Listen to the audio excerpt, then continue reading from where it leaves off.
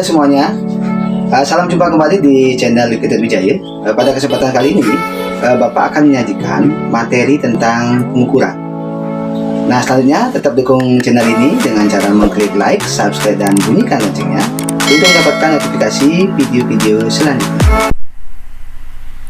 Baiklah anak-anak, pada kesempatan kali ini Bapak akan menyajikan materi tentang pengukuran, di mana materi ini merupakan materi kelas 10 semester ganjil.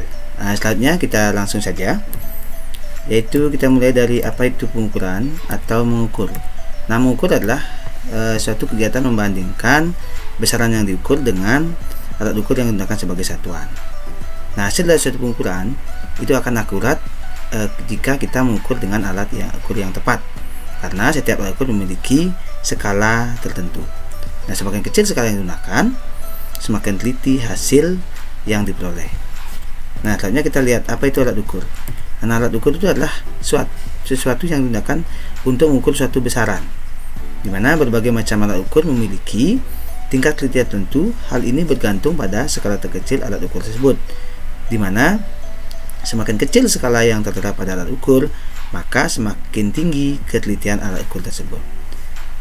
Nah, selanjutnya kita perhatikan dulu jenis alat ukur dalam fisika, yaitu khususnya yang pertama adalah alat ukur besaran pokok. Alat ukur besaran pokok, kita mulai dari yang pertama adalah besaran panjang.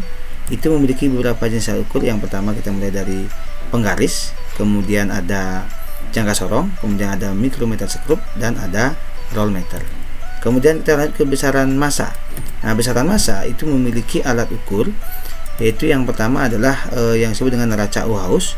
Kemudian ada neraca sama lengan, kemudian ada neraca pasar, kemudian ada neraca digital, kemudian ada neraca pegas, dan ada neraca analitik.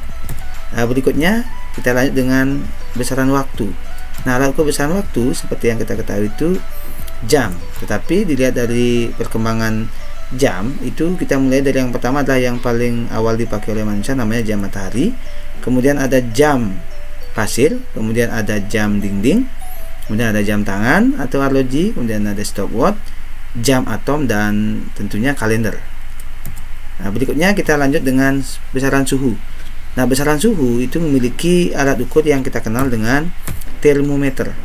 Nah, di mana termometer dari perkembangannya kita lihat ada yang disebut dengan termometer alkohol, termometer jenis raksa, kemudian ada termometer digital atau disebut dengan termometer klinis, kemudian ada termometer jenis inframerah. Nah, ini yang merupakan termometer yang sekarang ini paling banyak dipakai, khususnya yaitu bagian dari yang kita kenal dengan thermal scanner.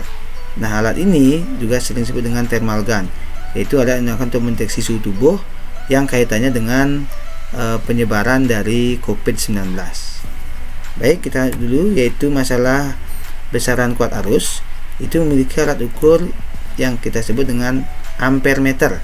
Kemudian juga bisa menggunakan multimeter, kemudian juga bisa menggunakan galvanometer. Kemudian kita lanjut dengan besaran intensitas cahaya. Ini memiliki alat ukur yang sering digunakan, yaitu kandelameter atau luxmeter. Nah, sedangkan untuk besaran jumlah zat itu tidak memiliki alat ukur langsung, tetapi diambil dari perbandingan antara massa zat dengan massa molar zat tersebut. Nah, itulah gambaran umum terkait dengan alat ukur dari besaran pokok. Nah, sekarang kita akan fokus ke contoh-contoh alat ukur dari besaran tiga besaran pokok, yaitu panjang, massa, dan waktu. Oke, kita mulai dari yang pertama adalah besaran panjang. Alat ukur besaran panjang yang kita kenal tadi sudah, yaitu yang pertama dari gambar ini kita sebut dengan mistar atau penggaris yang sering kita pakai. Kemudian yang kedua adalah alat ukur yang lebih teliti, yaitu jangka sorong dengan bagian-bagian seperti ini.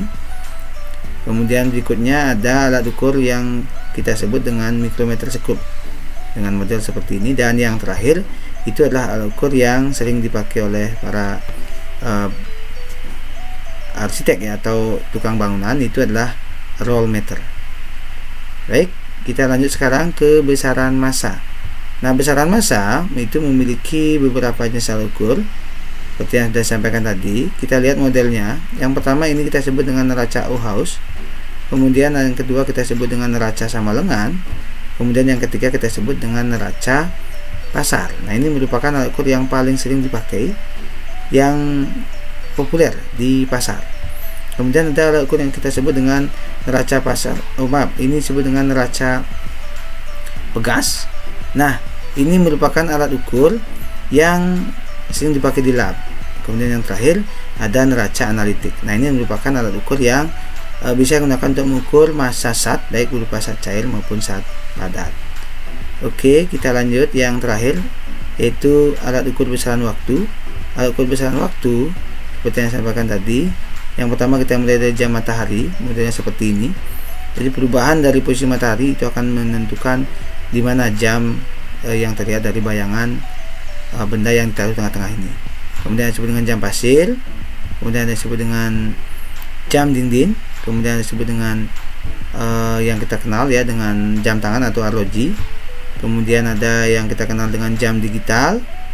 Kemudian berikutnya ada stopwatch. Nah, ini sering dipakai ketika kegiatan olahraga misalnya. Dan yang paling sering juga kita pakai yang kita sebut dengan kalender. Nah, jadi demikianlah anak-anak terkait dengan alat ukur dari besaran pokok, khususnya panjang, massa, dan waktu. Selanjutnya nanti untuk berikutnya kita akan pelajari di video-video selanjutnya.